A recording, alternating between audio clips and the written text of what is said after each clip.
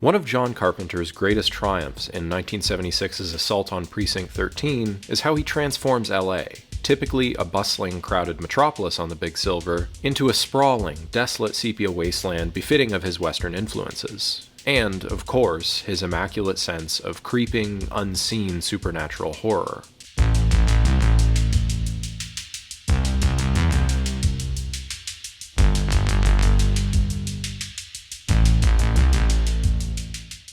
It's no secret that Carpenter was heavily inspired by Howard Hawks and Rio Bravo, and when he was approached with artistic carte blanche in 100K to direct an exploitation film, he wanted to somehow fashion a neo-western that could play within those budgetary constraints. Now, this really wasn't all that evident to me when I first saw it, as it is certainly effective as a gritty, even documentary-style crime saga.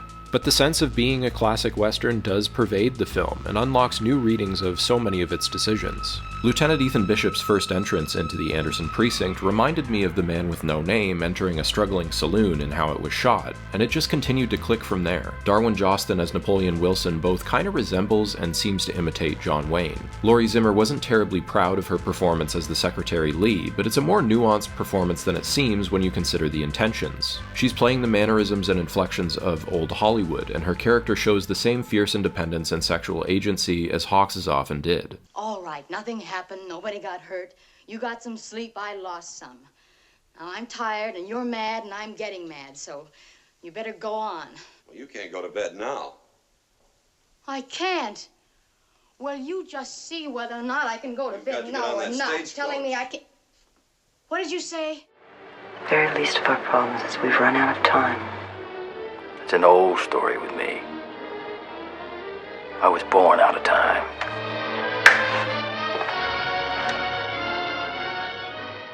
The way a band of outsiders from all walks of life must band together to survive in a desperate situation is pure Rio Bravo, whose influence can also be seen in how the characters affably just chill sometimes. Their expository dialogue hidden with more cleverness than it usually is. Now, is Assault on Precinct 13 a hangout movie like, well, the best hangout movie ever? No, not quite. But Carpenter and Hawks both carve out important time for the characters. The siege action scenes are legible and exciting, pairing off characters and extras and anchoring them visually with interior-exterior skirmishes that never feel repetitive.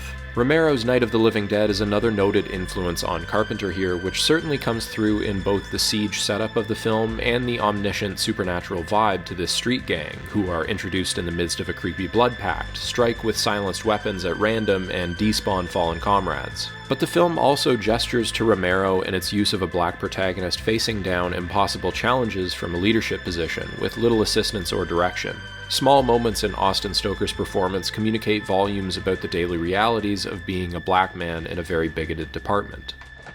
At 7 o'clock, I'm going over to the new station on Ellendale.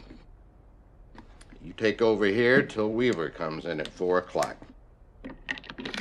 All you do is answer the telephone and send over any strays.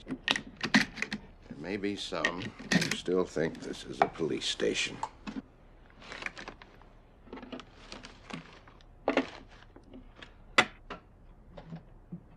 Are there any facilities left over here?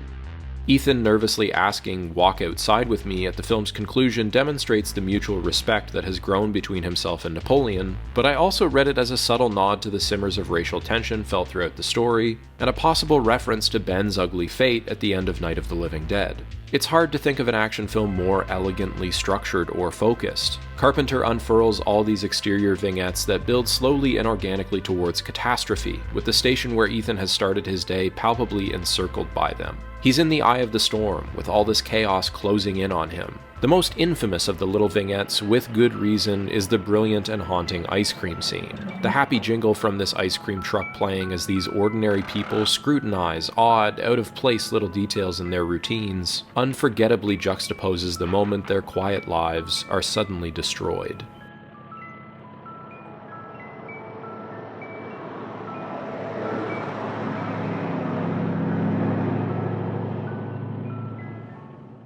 Precinct 13 landed John Carpenter his next gig with Halloween, or the most taken-for-granted horror film of all time, where he replicated much of this narrative structure to great effect. Only this time out, he cleverly aligned our gaze with that of a menacing killer.